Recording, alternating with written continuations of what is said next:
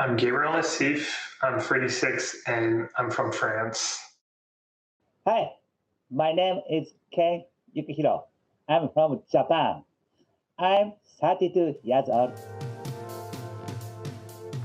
All right, Gabriel Nassif versus Ken Yukuhiro. We just have nonstop hits this morning. These matchups are absolutely insane. 4-color mid-range versus the cool Neostorm deck from Ken Yukuhiro. Here's a little bit more about Mr. Yellow Hat himself. Gabriel Nassif started playing back in 1995. He's a Hall of Famer. He's won a couple of Pro Tours. He was your Player of the Year back in 2003, 2004.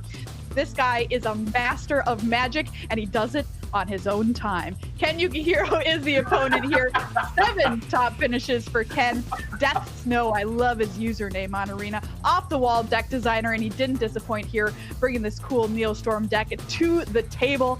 Really excited to see if he can continue his undefeated streak and start off the morning 3-0. It started playing in 2008. Cedric, why don't you introduce us to their decks and get us to know them a little bit better?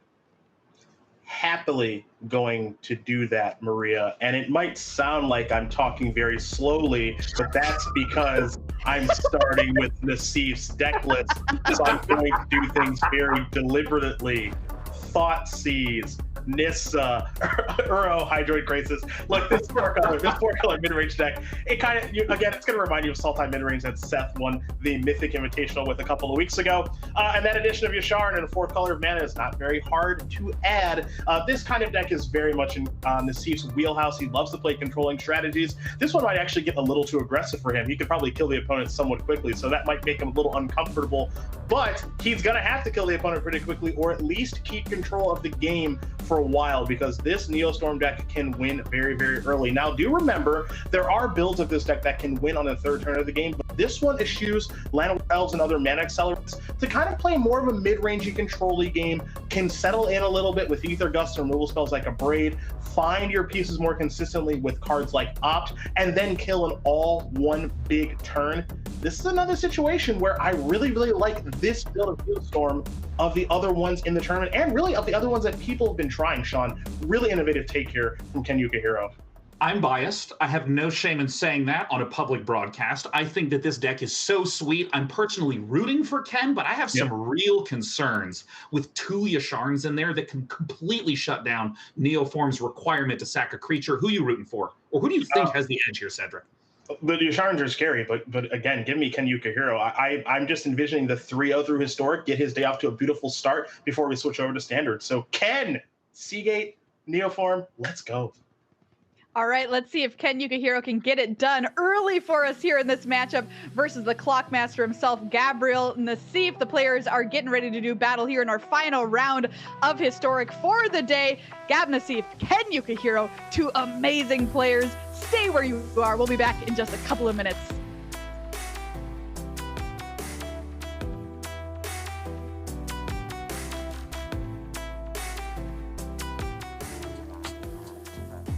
So, Autumn, how did you get into Magic? How did Magic find you?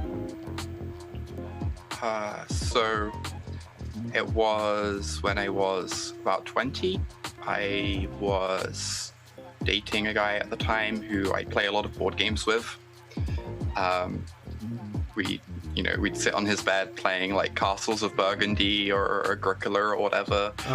And he had been playing Magic for over a decade at that point, and would occasionally make comments jokingly about me trying it out or getting into it, and I'd be pretty resistant because I'm aware I both can have a pretty obsessive personality, but also I can have a habit of getting into things, diving into them for a few months and then burning out and losing interest, which is not ideal and makes me a little bit hesitant about picking up new things sometimes. Right.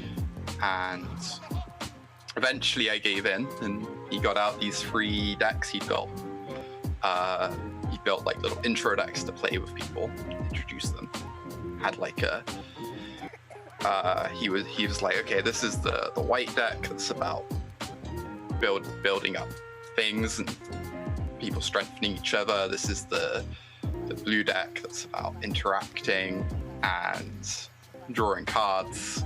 This is the red deck that's about coming out fast and aggressive and trying to overwhelm people. And I was just hooked instantly. Within like a week, I was out like my first ever FNM. I borrowed Turbo Fog off him during like Innistrad RTR era, and just there was no turning back.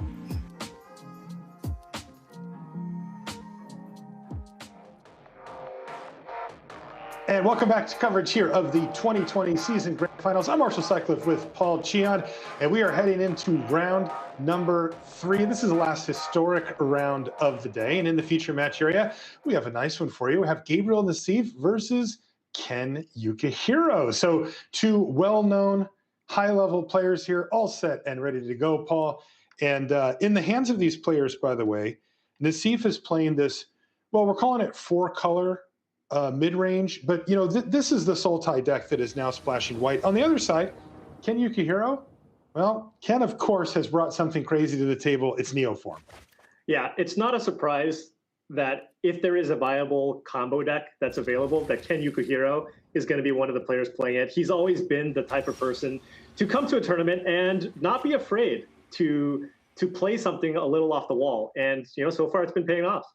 Yeah, you know, we actually asked Ken what his play style was, and he says, I bring decks to the tournament that nobody else does. Like, that's literally how he describes his own play style.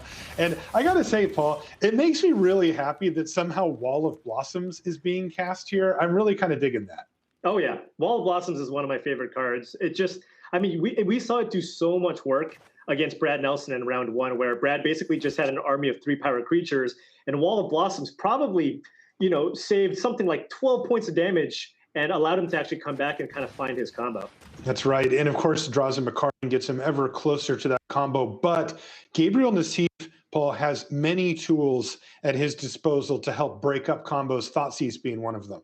Yeah, absolutely. Now, Ken's deck, I think, was a very, very good deck choice for this tournament, especially because of the rise of the various Omnath ramp strategies that people are playing. However, I do think that he's going to have a difficult task in front of him going up against Nassif's 4-color. I mean, I guess their team's calling it Turbo Pig, but 4-color mid-range splashing white for Yasharn, because Yasharn does a good job of actually shutting off the combo, right? Because it prevents you from sacrificing permanents to cast spells. So resolving that is going to be very strong.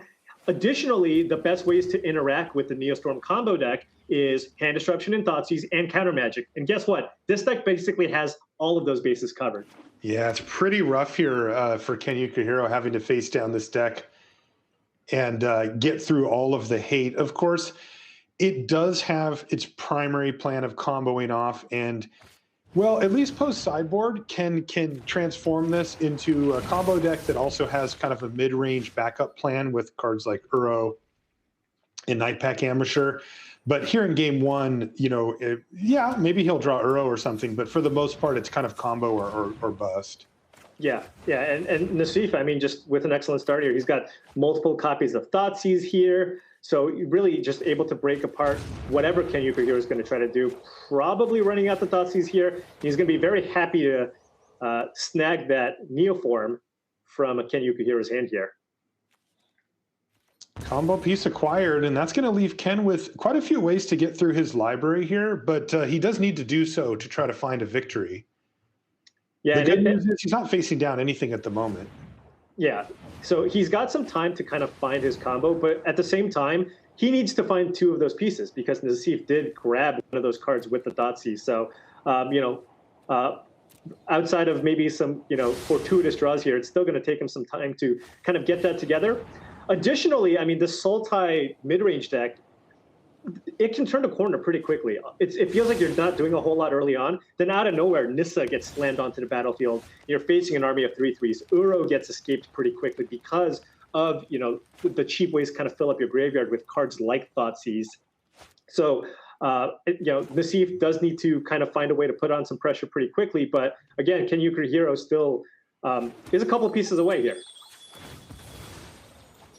Man, chat is just going off, by the way. They've got this you know, like they'll pick one of the icons and then spam it to help out one of the players. So, for example, spam these teeth to help out Nassif, or spam this hen to help out Ken.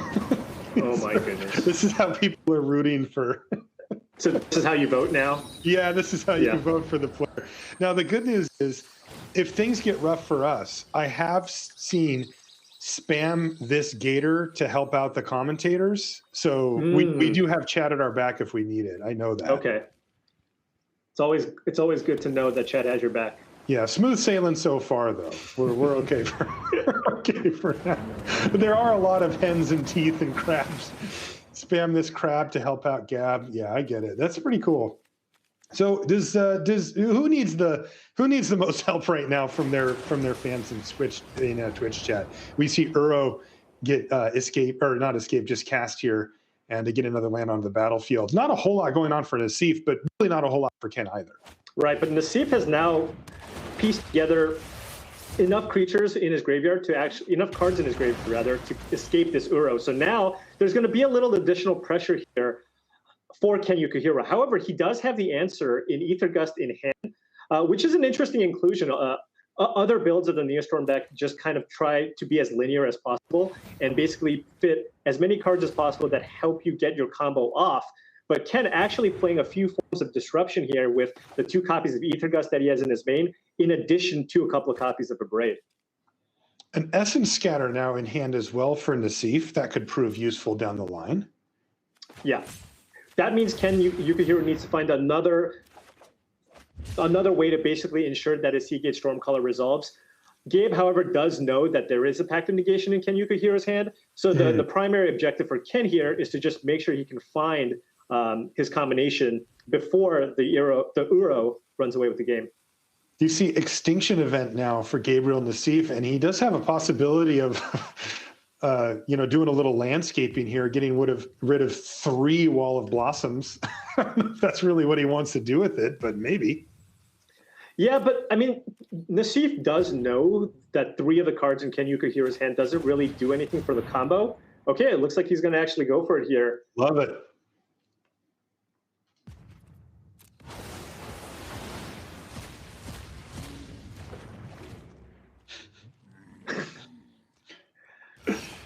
It's funny when you put a card like Extinction Event in your historic deck. I don't think that when you sit down, you're like, I'll probably get rid of 3 copies of Wall of Blossoms with this by the end of the day. Well, you're definitely thinking of other matchups, but there you go. Also, Nassif is a control player. He loves making sure he gets incremental card advantage, and that was card disadvantage. So he still doesn't feel great about that exchange. That's right. But he's going to feel great about this one, Paul. Uro, Tide of Nature's Wrath, now getting escaped here from the graveyard. It's on the stack, but Ether Gust is going to set back Gabriel Nassif a fair bit here. Particularly powerful against Uro because you do still have to exile the cards as part of the cost. So those are gone from the graveyard, and Nassif's going to have to rebuild that here to try to get Uro onto the battlefield again. Yeah, now this buys Ken Yukuhiro a ton of time. If you look at Nassif's hand, it's all extremely reactive. He's got an Eliminate, a Mythos, and an Essence Scatter, but without enough cards to be able to escape that Uro again, Ken's going to be able to just kind of be a little more patient here and just try to assemble this combo. Didn't we kill 2 Wall of Blossoms? Was one of them a clone Wall of Blossoms? It must have been, yeah, okay. a mirrored one, if you will. Yeah. There's now 5 around, so... It's all the Blossoms. By the way, spam this ball to help out Paul has been called. Oh, man. Somebody also tried to do spam this ball to help out Marshall. What rhymes with Marshall? That's kind of rough. They actually tried it with ball first, but then they've now transitioned over to you. Yeah, I mean... It does work a little better. The Paul ball transition is far superior. Yeah. Let's be real here. It's where that deck was going the whole time. We knew it.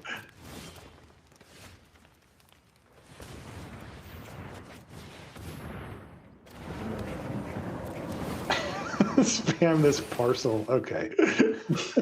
My goodness. They actually found like a chat. Don't ever change.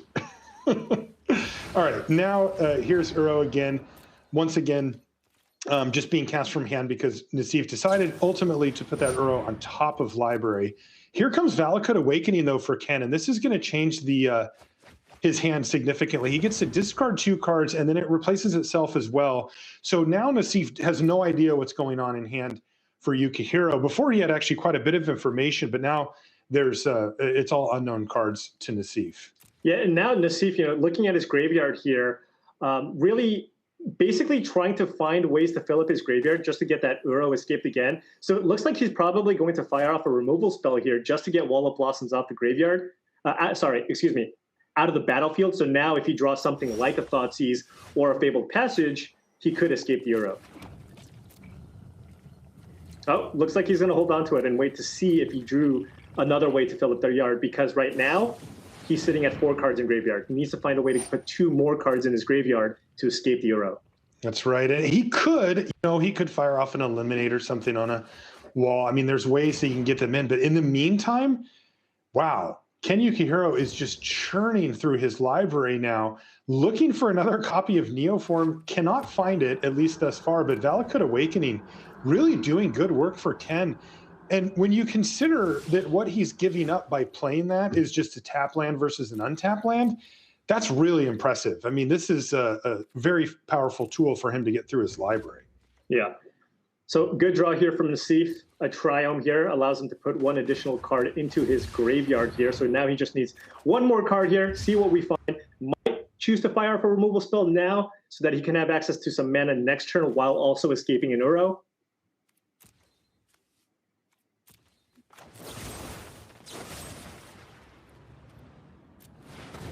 And he's going to go for Mythos of Nethroi here.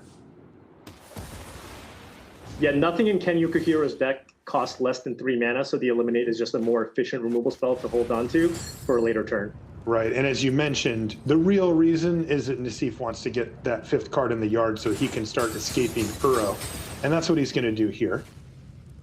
Yeah, and if you're Ken Yukuhiro, he doesn't have a whole lot of options. You might actually just see a Braid here, and then a Dual Caster Mage to copy a Braid to get this Uro off the battlefield.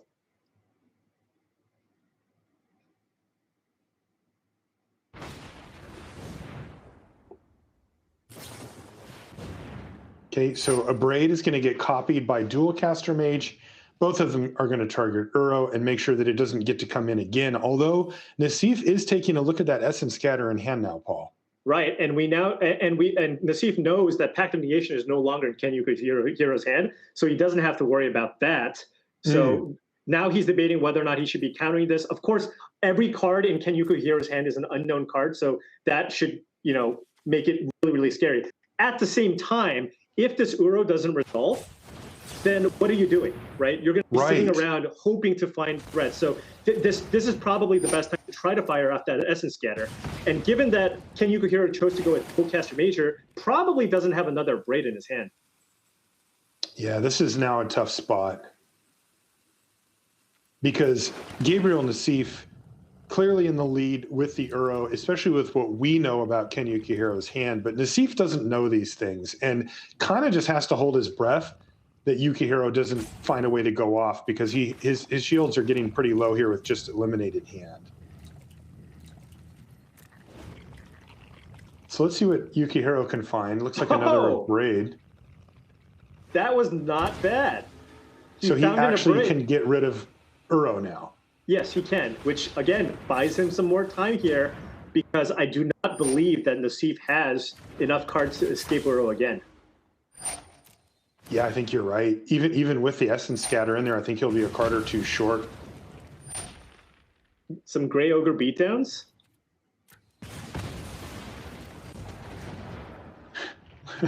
I guess we could see Eliminate. Yeah, Nassif's only got 2 cards here, and look, really wants to find one of his top-end cards here. A Hydra Crisis off the top. Of course, Yasharn would be fantastic. Or even a Nisso Shakes the World. How about an Uro Titan of Nature's round for Ken Yukuhiro? Boom! That is not the combo card that we were talking about, but Ken will certainly take it here. Well, Uro is just a combo with Magic cards. So you play Magic cards, you put them into your graveyard, and then you play Uro, and boom, you've done it. And now, I mean, he's been able to churn through so much of his deck with these Valakut's Awakenings, like Nassif sure has a lot of removal in his deck, but it's not going to matter. I think Ken Yukuhiro can escape this Uro like 2 or 3 times. He has had plenty of time to load up that graveyard. So now, right back at you, Gabriel Nassif, the Uro Titan of Nature's Wrath game plan in effect for Ken Yukuhiro. Funny, he's this streamlined combo deck, but multiple times now, he's been on coverage twice today. We've seen him sort of default back to the Uro plan. And, I'm not actually that surprised to see that. A lot of time when you have a combo deck, your opponent really spends most of their resources trying to deal with the combo. And that can leave them without much left to deal with, a leftover threat. And most combo decks don't have a leftover threat as good as Uro. In this case, Nassif has Eliminate to destroy it. But as you mentioned, Ken Yukuhiro's graveyard was really filled up. He has 9 cards in his yard still. So the next one he's going to be able to bring back, and then he can even do it again probably in a turn or 2. Yeah, for sure. I think it's a fantastic card in this deck. The more that you think about it, sure, you have your combo in the matchups where it's good. You still have enough ways to kind of sift through your deck and find your combo. But then when you play against kind of these more controlling decks like the Sultai mid-range deck, all of a sudden you now have a different axis of attack where all of a sudden you're kind of taxing all your opponent's removal spells and you fill up your graveyard. I mean, again, Ken Yukuhiro is now going to be able to escape this Uro 2 or 3 times. And that might be enough for him to actually find his combo to win that way as well. Nissa, who shakes the world off the top of the library for Nassif, and he immediately threw that card on the stack. There's going to be a deliberate in response, though it does feel, make that 2 deliberates in response. And by the way, questions being answered here for Twitch chat. One person asked when they saw Deliberate in the deck, why not play Omen of the Sea? And this is why. Because you can copy Deliberate. But anyway, and we'll see, I'm assuming an Ether Gust here on the Nissa. Yeah, and Ken Yukuhiro has found the combo here. He's got the Seagate Stormcaller in hand with a Neoform in hand. Okay, so we could see the full combo. And remember, this is a huge turn here because this is on Nassif's turn, and this Ether Gust is going to deal with Nissa at the minimum temporarily. And when you're talking about game-winning combos, temporarily is all that matters. That could be the rest of the game. Yeah. Now, Nassif does have an Eliminate here, which he could use to kill the Seagate Stormcaller, because Ken has to run out the Seagate Stormcaller here first. Then no, never mind. There is no window. Because Ken has the dual caster mages there, or what? Oh no, that is not a dual caster mage. Everything is in jeopardy. That is a Tuk Tuk Rubble Fort, I believe, in his hand. Yeah, the card on the far left is a Tuk Tuk Rubble Fort. But does he not have he does have the Stormcaller though, right? He does. He does have the Stormcaller and the Neoform. And then he has the Mirror too. So let's see if Ken goes for it here.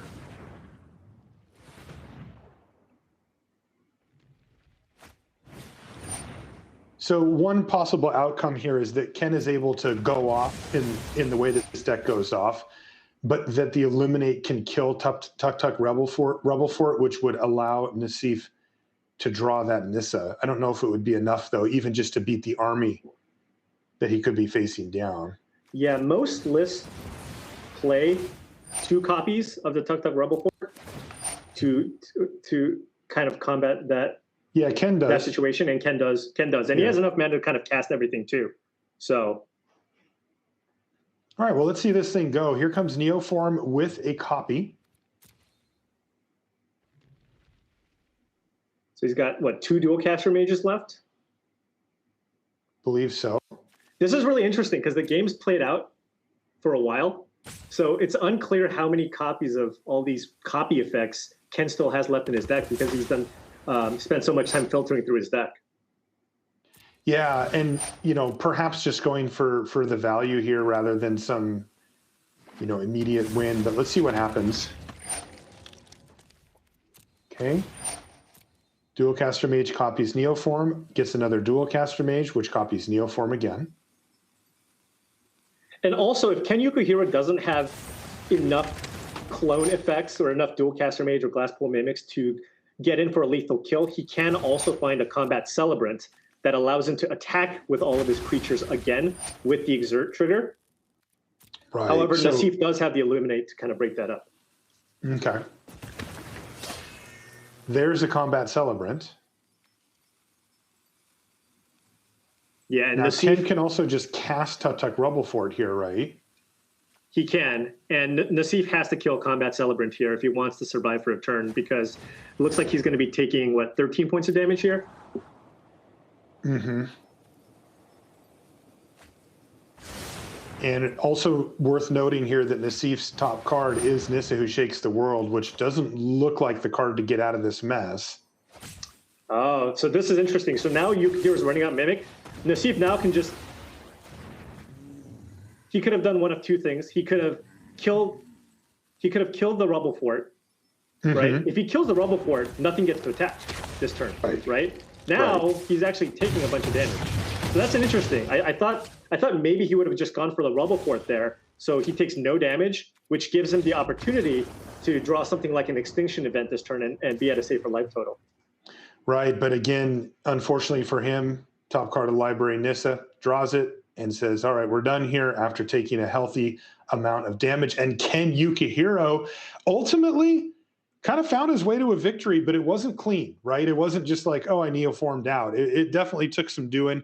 And he had a little bit of a little sidetrack there into the mid-range world with the Uro, and the players are now going to sideboards. And this is something we've already seen from Ken. Ken oftentimes doesn't just combo kill you on turn 4. I mean, the deck is capable of doing something like that, right? But this is a deck, he's playing against a deck with a lot more interaction, but he was still able to kind of grind out victories, which shows that this deck is actually far more resilient than it looks firsthand. Because, you know, when you look at a card, sure, Tuk Tuk Rubble Fort doesn't do a whole lot, but when you look at a card like Dualcaster Mage, you know, if you're playing a spell and copy it, it's just still a pretty good card, right? So he was still able to get a lot of value and kind of put himself in a position to come back, not to mention the amount of work that his Uro was able to do that game as well. So I'm curious to see sideboarded games here for Nassif. We noted that he actually had quite a few ways to interact, even in the main deck. Does he have more in his sideboard that he can bring in that's particularly useful? I can take a quick look at his board. I see he's got Narset, Elder Gargaroth, 2 more Yasharns. He's got Witch's Vengeance, Negate, Grafdigger's Cage, that seems notable, Shark Typhoon, and Leyline of the Void. Yeah, so as you can see, spot removal is not an especially good way to prevent this combo from going off. The best way that you want to be able to attack them is through hand disruption and counter magic and permanents that prevent the combo from going off, of course. So after sideboard, I expect more counter magic to go in. It looks like he's got a negate there, the Grafdigger's Cage, of course, and he's also playing up to 4 copies of Yasharn after sideboard. Narset is also quite strong because it helps you find your disruption elements. Additionally, it stops Valakut's Awakening from going off and drawing you too many cards. So, oh, wow, that's really nice. And you know, honestly, this is the biggest strength of these mid-range strategies, right? You have your game 1 where you're kind of hoping to draw the right spells to line up with whatever your opponent's trying to do, but more often than not, you're probably kind of a 50-50 deck against most of the field, maybe even a slight dog. But the real place where these decks shine is after sideboard. All of a sudden, you replace all your dead cards, your bad cards, with high-impact cards, and you get to basically turn matchups on its head. That's right. Now, the cool part is that Ken gets to also react to what he anticipates you doing. And as you can see from Ken's hand, he's done so. He's brought in his Night Pack Ambushers. He has 2 of them in his hand, which really just attack the game from a different angle, right? If you're trying to do all these, you know, Grafdigger's Cage and stuff like that to try to prevent a combo from happening, and now all of a sudden you have to deal with this threat that really has to be killed within a turn or else can threaten to completely take over the game on its own. Well, that's pressuring Nassif from multiple angles. By the way, 2 untapped lands, actually 3 untapped lands in a row here for Yukuhiro. Is at 14 already. Yeah, just wants to represent all of the spells here, I guess. Yeah, he played an Opt on turn 1 off of the Breeding Pool, then wanted to keep up 2 mana and now 3 mana. Yeah, I mean, I guess there is the consideration of just running out Brazen Borrower to put some pressure. Yeah. there's not a whole lot to bounce. I mean, Brazen Borrower is great here because not only is it an answer to those problematic permanents like Yasharn and Grafdigger's Cage, but also just being able to play at instant speed, tax Nassif's counter magic, right? If he does choose to use like an Essence Scatter or something on it, then all of a sudden, there's less mana that Nassif is working with, and you can untap and maybe combo off. So Yasharn Implacable Earth, the Turbo Pig itself on the battlefield. It's actually going to get bounced back to hand, which is a little bit awkward for Nassif because it does mean that he's going to have to discard a card here. He got the Forest and the Plains out of his library. That was the last of those, it looked like. We'll see here because we may see Yasharn come back down again. Yeah, now it's interesting because Nassif drew a second piece of disruption here. He's got Ether Gust and Essence Scatter, and he might be fighting some number of Pact of Negation for the combo. So he might be interested in having basically two pieces of interaction here. Rather than running out the pig. Exactly. Okay. Yeah, that does seem to be the case. Paul, he plays his land and just says, your move. I got 7 cards in hand. You do something. And it's going to be Valakut Awakening. But Nassif says that's fine. It was just one card that went away. A third copy of Nightpack Ambusher into hand here for Yukuhiro. But Yukuhiro has a really nice hand here. He's got triple Nightpack Ambusher. He found that negate, so now if he finds land number 6, he can go end of turn. Nightpack Ambusher with negate backup. He also has Pact of Negation. So he's basically just kind of hoping that Nassif taps out for a turn. Taps out to play a threat so that he can kind of resolve that Nightpack Ambusher and then have counter magic to protect it. Nassif is deciding after playing his land for the turn, perhaps whether he wants to run out Yasharn again. He could, of course, go for some big Hydroid Crisis. So usually you'll see these players wait till later in the game to do that. This leaves Nassif with just one form of counterspell up. He's got one of each, though. He's got a Gust, a Negate, and an Essence Scatter. And may want to use an Essence Scatter here on a Nightpack Ambusher because Ken, he is keen to get one of these things down and start taking over this board. Yeah, curious to see here if Ken is going to fire off that Pact of Negation that he has in his hand. It will be able to resolve. He will be able to pay for it. And then he'll have a 3/3 with the Nightpack Ambusher in play. Of course, that kind of leaves the door open for Nassif to resolve whatever he wants. But realistically speaking, I mean, what can Nassif play here to maximally punish Ken, even if he does tap out? Ken's going to take the patient route here, Paul. He says, all right, that's fine. And he is going to try to maybe set up a turn where he can resolve one of the now 2 Nightpack Ambushers still in his hand. And it looks like that turn is right now.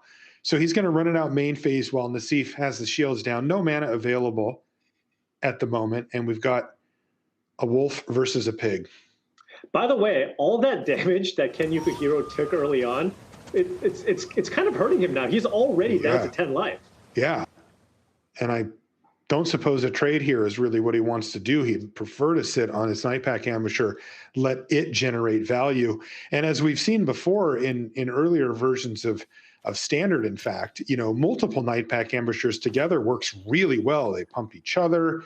The board gets out of hand extremely quickly, and the game usually ends within a few turns if that's left unchecked. All right, here's Narset, Parter of Veils for Nassif. And Nassif has options here, a second copy of Narset, a Growth Spiral, or a potential big hitter in Shark Typhoon.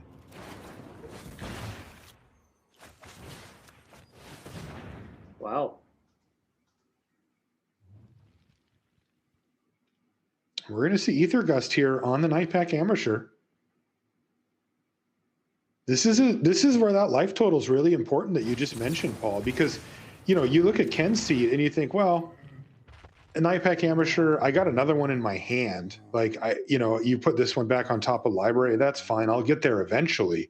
But this would have cost Ken 4 of his 10 remaining life and potentially put in a situation where Ken couldn't come back. So he is going to use Pact of Negation to protect the Ambusher here.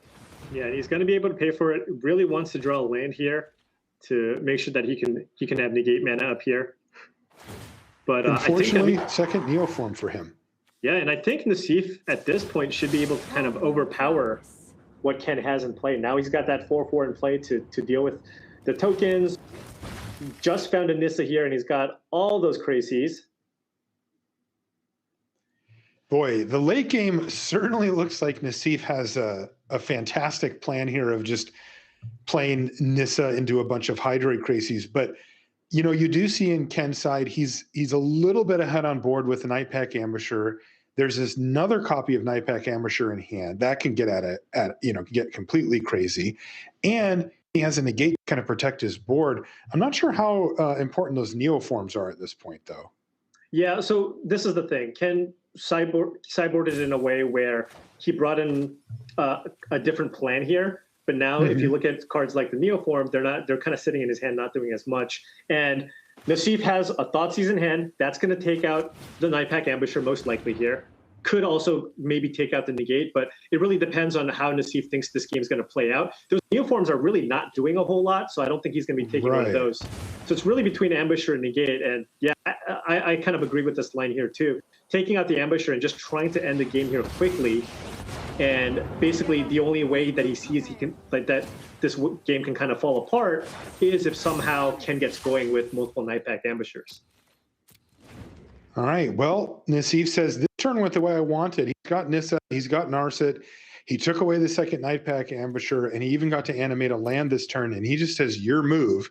It looks like it was a Pact of Negation off the top of the library here for Yukuhiro, who's just going to have to say go. And he's really kind of all in on this Nightpack Ambusher at this point. It's making 3/3s every turn, quite powerful, but he really needs that thing to stay around for quite a while if he's going to try to get over this board. Well, so Ken is actually not in. No, never mind. There's a Yashard in play. I was going to say if he found the Seagate Stormcaller, he does have the ability to cast Neoform and have negate and Pact of Negation backup. Right. But that Yashard in play means he also needs to find a way to deal with that creature before trying to combo off. This is not the primary reason that these players put Yasharn into their main deck and had even more on the sideboard, but call it splash damage, right? Like this was, hey, if somebody does decide to run this Neoform deck, we'll have it against, well, have Yasharn against it. You know, it seemed like Jund Sacrifice was the main target for the inclusion of Yasharn in this 4-color deck, but it does other things to other decks, no doubt about it. And this is one of them. Yeah, I think the two primary targets for two primary reasons to play Yasharn main is, of course, the Jund Sacrifice deck, which was basically the deck of the tournament at the last historic event at the Mythic Invitational. But additionally, it also slows down goblins. It prevents you from sacking treasures. It prevents you from sacking goblins to Secret Prospector to get out of muxes quickly. Now, there's only one goblin deck in the field, but of course, the players didn't know that. So Yasharn, good in kind of two of the decks that were expected kind of coming into the event. I don't think too many people had Neostorm as one of the top options for this event. Yeah. But, you know, I got to say, this is a really tough spot for Ken now, because when you look at it, you know, a lot of times these decks can come down to a pretty simple interaction, which is Nassif got to untap with Nissa Who Shakes the World. And, you know, the amount of power that these type of decks can put onto the battlefield, the amount of insane things that they can do really starts to add up at some point. And the fact that Yasharn is kind of acting as a backup for the combo means that Ken has found himself in a very, very difficult position here against Nassif. Ken's up a game, though, so has a game to give.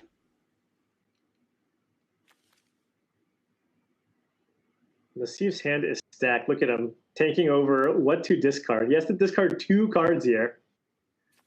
This is a very good place to be. Oh, yeah. A land and a Hydroid Krasis go to the yard. Oh, and of course, Ken Yukuhiro having to pay for the Pact here, so. That's rough. Okay, well, that's step one. Ken found a way to get Yasharn off the battlefield. Ooh, Ether Gust? He drew the Ether Gust. Now, of course, Nassif's hand is far more stacked than it was before.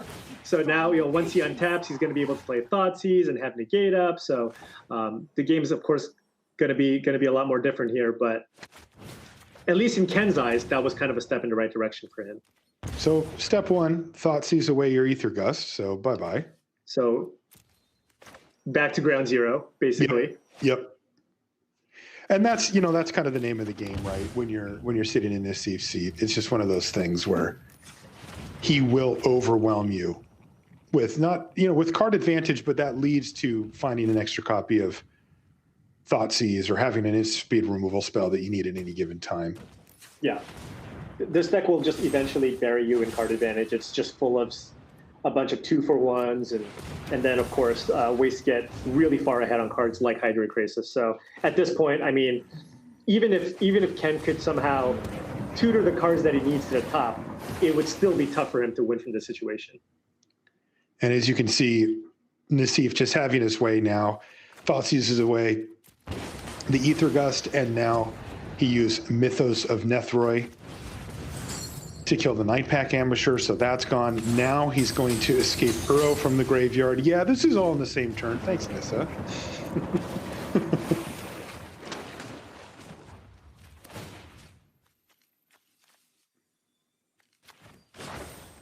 land fights for us.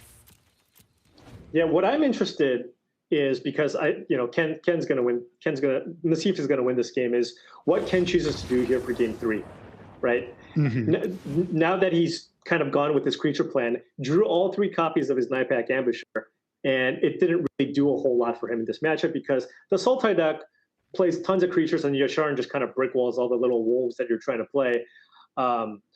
Curious to see if he's going to go with that same plan because he just has so many bad cards in his main, or if he maybe tries to go back to a more streamlined version where he tries to combo as quickly as possible.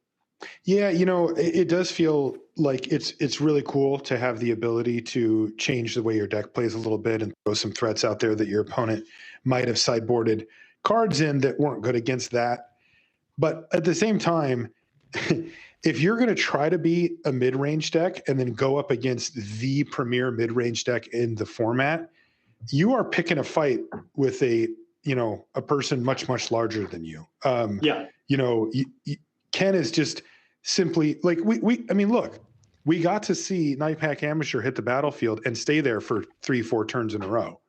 It wasn't even close to enough, right? Yeah. Like Nassif went over the top of it so easily thanks to Nissa that you do have to wonder, from Ken's perspective, if maybe he'd like to streamline things back down again. Right. I mean, again, it could be one of those things where he identified cards that were maybe close to useless in the matchup, right? Where if you just don't think, like, for example, let's say he thinks Abrade is not good enough. At that point, all right, let's just replace it with whatever I have available to me in my sideboard. And that could just be what he did. Maybe he actively doesn't want to draw a Night Pack Ambusher, but he just doesn't have a better option. Nassif putting the finishing touches on his sideboard plans here. Game 3 coming up. If you're just tuning in, thanks. We appreciate you tuning in, and we're happy to have you along. It's the 2020 season grand finals. We are in our 3rd round of the day. This one is historic. We're going to be transitioning over standard, though, for the second half of the day, starting next round. So if you're curious to see what the players brought for standard, or if you're just a fan of it, you'll have a chance then. I've got Paul Cheon with me. I'm Marshall Sutcliffe. And we're going to be doing this for the next couple of days as well, the whole weekend, until we finally get to our championship match and see who's going to be the winner of this thing. But for now, we're just kind of easing in 4-color mid-range versus Neo Storm in the hands of Ken Yukuhiro. Nassif with an interesting mana draw here. With that Plains, not able to cast Growth Spiral, but plenty of interaction in his hand.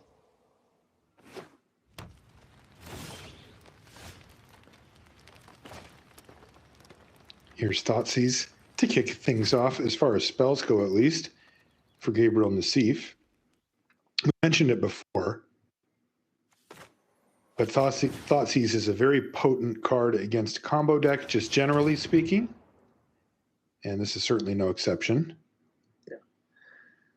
I mean, it is basically the most efficient discard spell that's ever been printed. It's a staple in any format that it's legal. And I mean, you get to see why. It just allows you to kind of, break apart whatever your opponent's trying to do. And I remember speaking with Reed Duke, who's going to be a part of this broadcast later this week. And he basically just said, Thoughtseize is just kind of a cut above anything else you can really be doing in this format, because it's a good enough card to play in older formats, right? And so if it's available to you in a format like Historic, where it's a little bit less powerful, well, guess what? I mean, it's going to do a ton of work here. Yeah, and then of course the underrated, often overlooked part of Thoughtseize is that it does let you see your opponent's hand, and that has a lasting effect on the game. That I think it's a little overlooked. Like, yeah, of course, taking the cards is the most important part, but you're telling me that if Gabriel Nassif knows all the cards in your hand on turn 1, that he's not going to be able to, craft a game plan around that? Like, that is powerful. That is important. Yeah. And you kind of get it for free on a card like Thoughtseize. By the way, speaking of hate cards, there's another one, Grafdigger's Cage, in the hand here for Nassif. Considering whether he should have that on the battlefield or not, there could be some argument to be said for not casting it until you can protect it with a negate, which he has in his hand. Yeah, additionally, I mean, if you look at his hand, kind of his game plan could be to try to win with Uro. And if he feels like he has enough ways to disrupt Ken for now, maybe he should be a little more patient about casting this Grafdigger's Cage until he escapes the Uro that's in his graveyard. So that's also something that he could be considering here.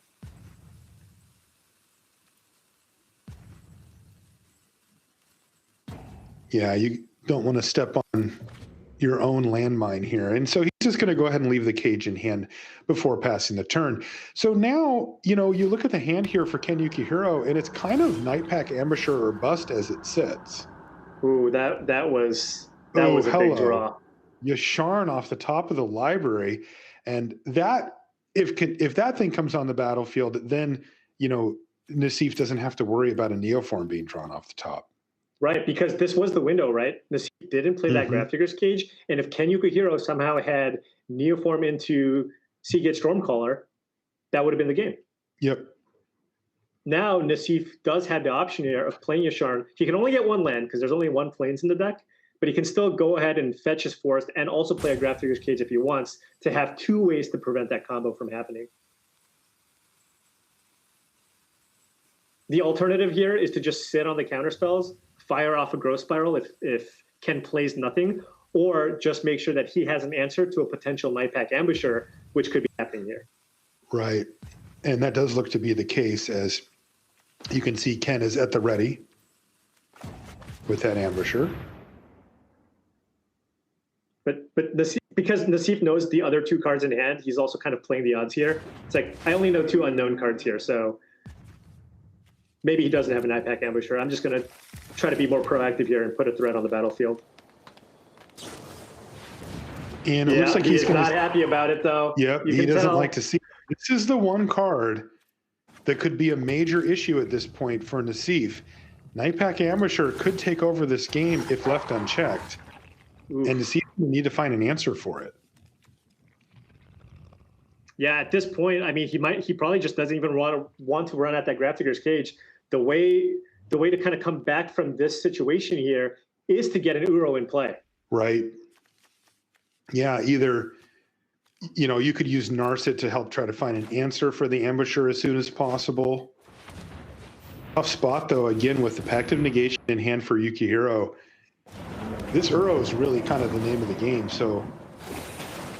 Blue source, okay. He does, yeah, he wants that land very badly.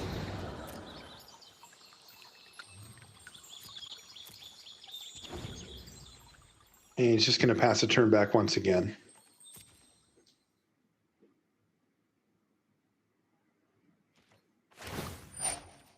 And Ken draws Valakut Awakening. He's just going to pass a turn back himself, though. But of course, for having done nothing on his turn, he's going to generate another 3/3 Wolf. Oh, also note that Nassif has 6 minutes and 30 seconds left on the clock.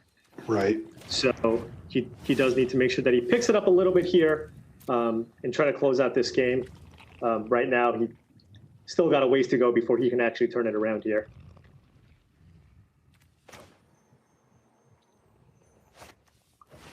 Nassif's considering running out the Narset here, perhaps to go digging. This is also going to prompt Ken on if he wants to use the Valakut Awakening or not. Yeah, I don't think he's going to do a very good job once Narset's on the battlefield.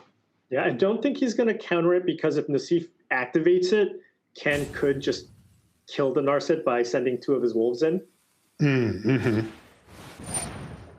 Well, Ken says, you know what, I'm going to fire off Valakut Awakening in response while the getting's good. He's going to get rid of Dual Caster Mage, which will give him a card back, plus a card from Awakening. And interestingly, it was a dispute. Not quite enough here. So he's actually going to go for Pact of Negation. Look at that. Oh, this is great too, because if Nassif fights back with a negate here, he can then let the negate resolve into Pact of Negation, then Mystical Dispute the Narset, and not have to pay for the Pact of Negation. That's so much better, isn't it? But Nassif recognizing, it's not the worst to have you like tap all your lands next turn either. Oh yeah, because that buys him a turn to basically just kind of cast all the spells that he wants and not have to worry about getting comboed out. That's right. And, with Uro in the graveyard, he's going to want to try to get that thing on the battlefield. He has Growth Spiral here. Here comes Pact of Negation. Got to pay for that, Ken. And that'll leave him at most with a land.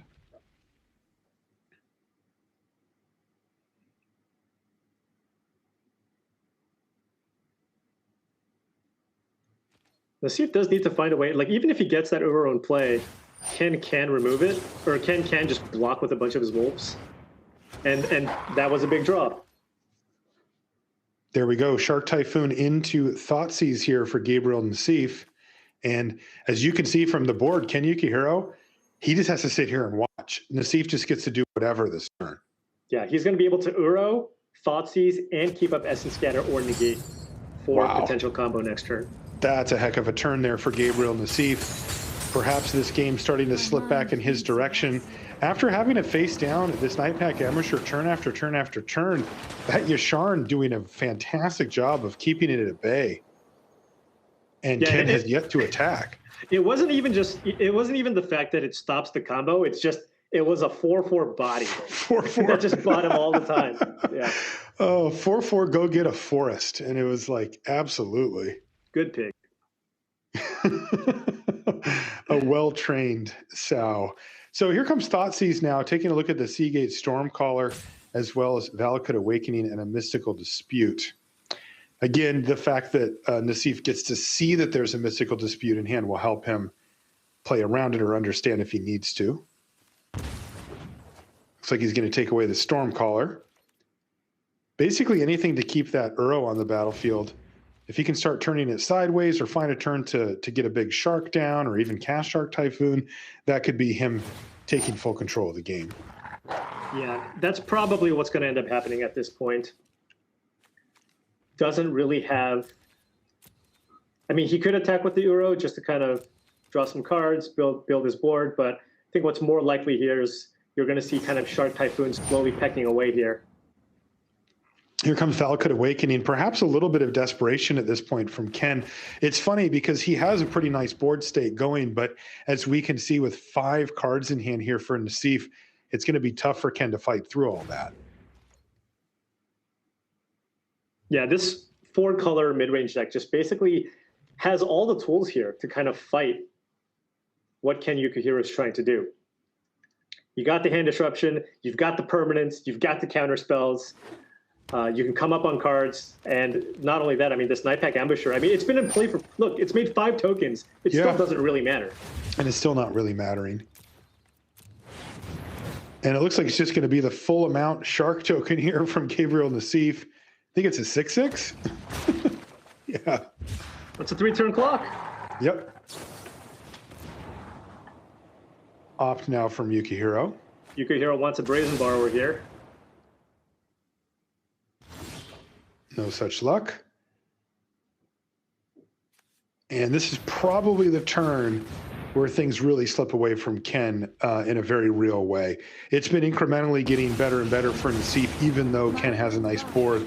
but here it's going to be Narsif Parter of Veils. He gets to untap with the Shark token, the Uro, and the Yasharn, and it's starting to really look dire here for Yukuhiro, even though he's been able to kind of generate a bunch of advantage off of that Nightpack Ambusher. Yeah, and you saw Yukuhiro there kind of hover over the Ether Gust there, probably considering using Ether Gust on the Yasharn in response to the activation to kind of get rid of it, but choosing not to. But chooses not to, okay. Well, now we are going to see Uro crash into the red zone and perhaps offer a trade for a couple of Wolves tokens, which is what's going to happen. But, and look, might as well throw all of them on there if you're going to throw 2 of them on there. But again, unfortunately for Ken here, the fact that this Uro is attacking is very bad news for him. It means things have not gone well. And Gabriel Nassif can get rid of the Nightpack Ambusher here and turn it from killing 2 Wolf tokens into 3, which is nice. Yeah, and Ken Yukuhiro has a dispute, but Nassif has the mana to pay here. Could consider casting Dispute just to tap out Nassif, and then play Ether Gust on Yasharn, and then try to draw Neoform off the top and combo with the Stormcaller. Yeah. I wonder if that's what's going through Ken's head right now, because he really is starting to get to the position where he needs to take those type of lines where you're taking a lot more risk than you'd normally be comfortable with, but it's because you know that this game is slipping away from you. There's a Neoform. That was a Neoform.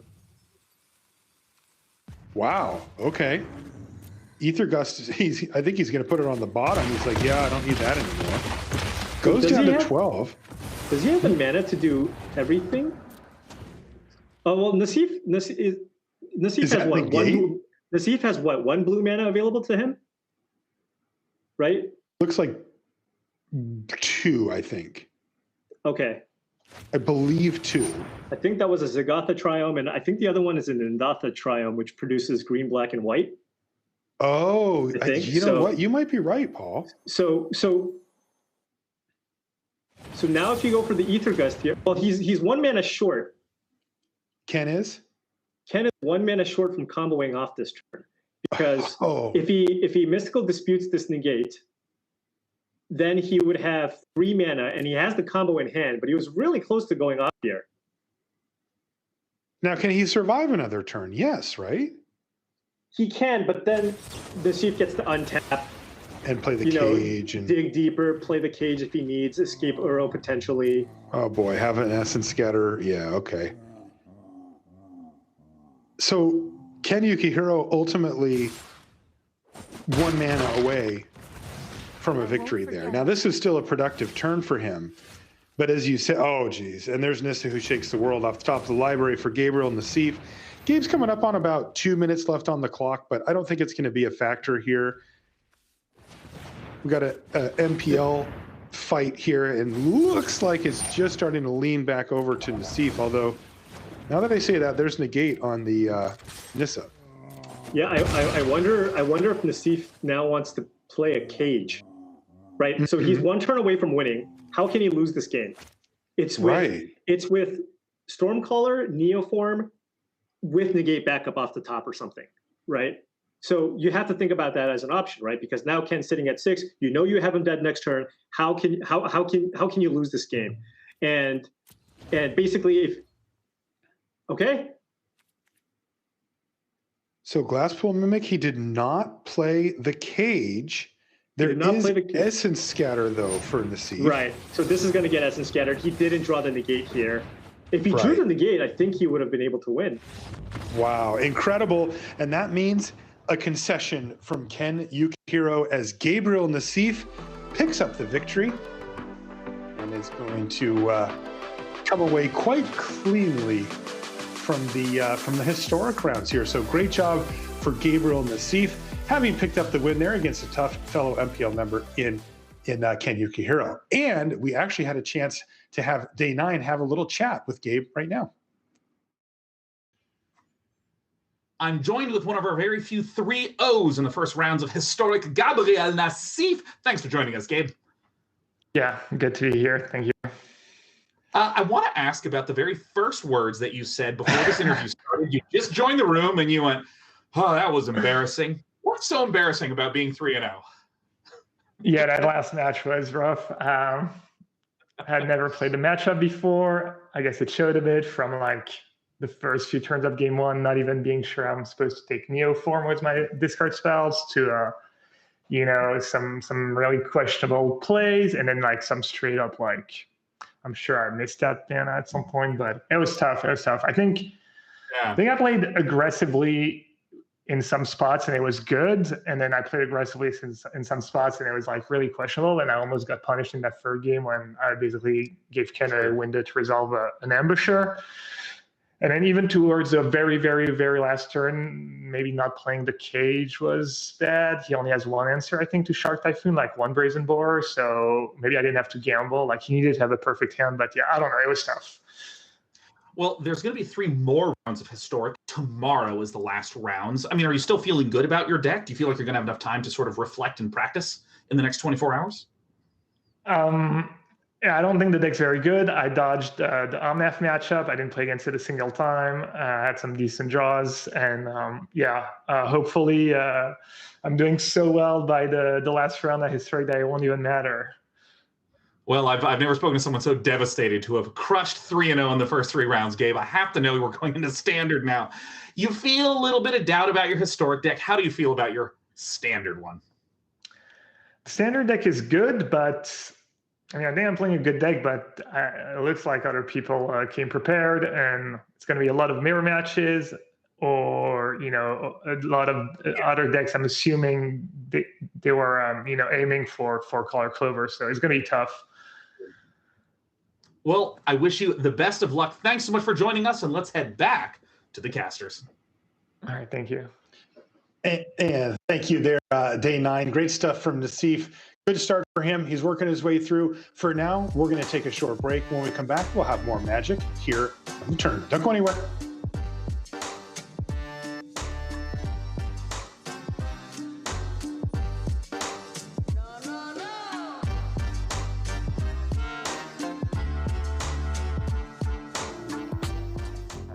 Magic always changes, and there are Masters Series and Pro Tours and Team Series and so on.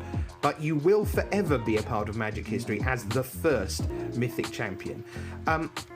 How much of your success at Cleveland was down to how much you practiced online? I definitely practiced online a fair amount. I've got to say, I actually practiced in paper quite a lot with that deck just because I found it so enjoyable. I went to a regional Pro Tour qualifier 2 weeks before the actual Mythic Championship, and ended up winning a qualification that would then go on to be irrelevant from that event.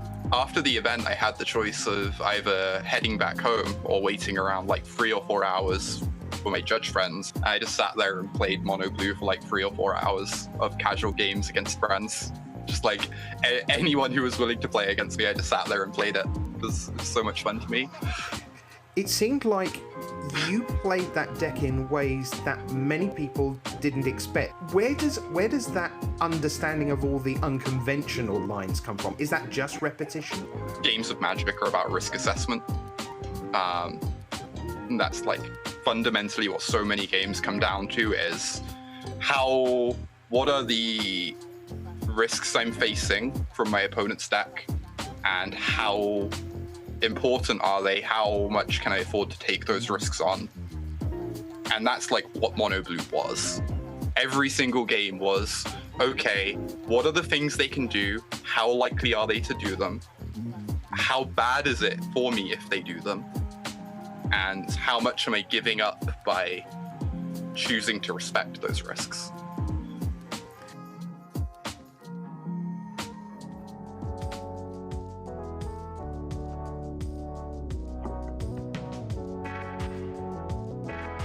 I'm 29 years old. I'm from Canada. I am Autumn Burchat. I'm 28 years old and I live in the United Kingdom.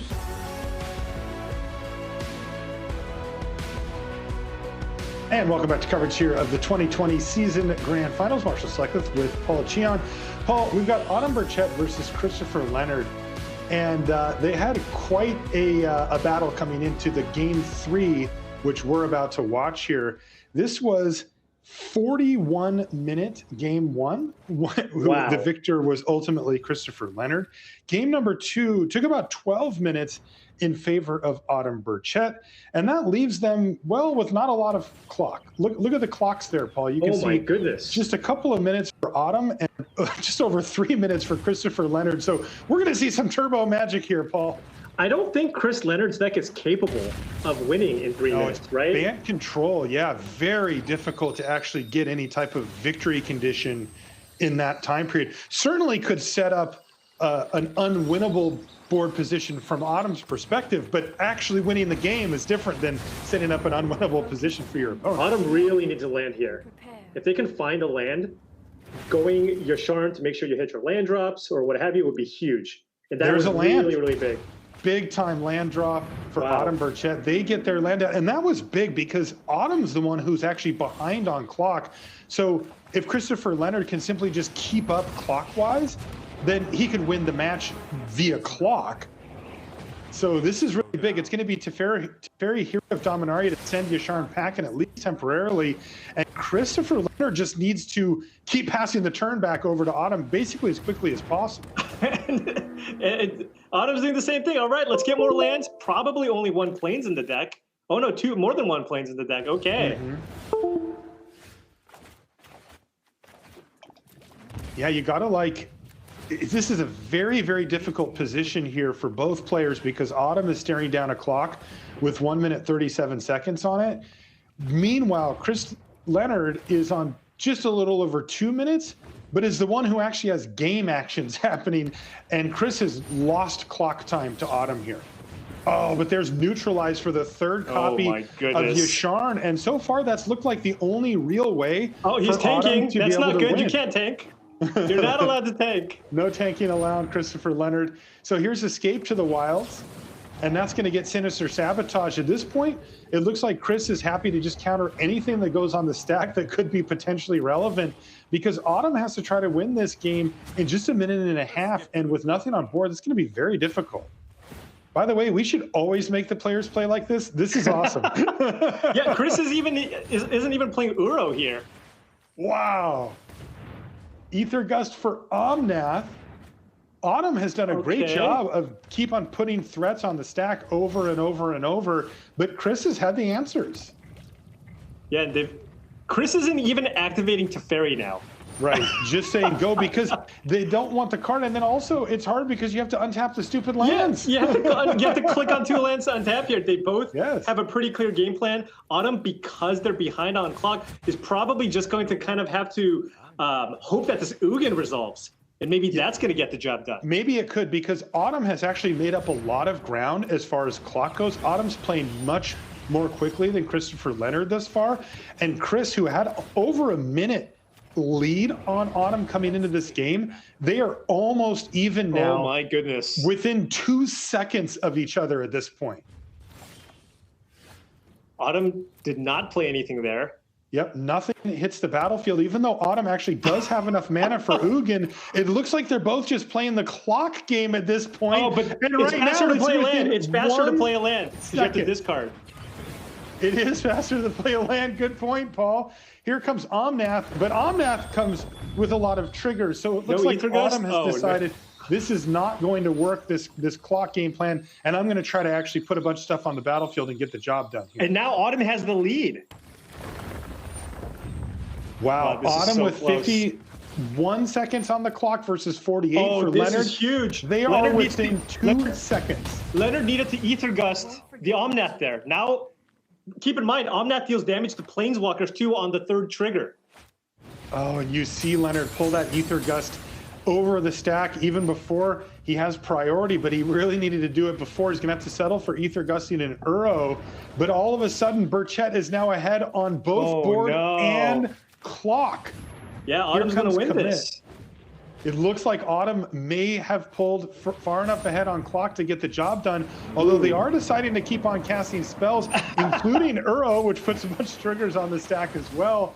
But as you can see, Christopher Leonard has fallen almost 10 seconds behind on clock at this point, even though he has the answer for Earl. This is extreme. Okay, pass. Gotta pass. Well, I mean, at this point, again, Chris can't win, right? So, like, no. And the thing is, Autumn jamming spells also will take some of Chris's time here, right? Some of the clock if he does want to counter. So Autumn is just running. Autumn isn't even activating Hugin. Yeah, you know the real problem here? It was Censor. Censor is stopping every single stop. Oh, yeah, you're right. You're right. And needed to cycle that. He should have just cycled it a while ago so it didn't stop him every single time. Ultimately, though, Autumn Burchett picked up victory via clock with like under a minute left on their clock. What an exciting finish for round number 3, and that's going to end our historic run here for day number 1. We're going to take a short break. When we come back, we'll be getting into standard. Don't go anywhere.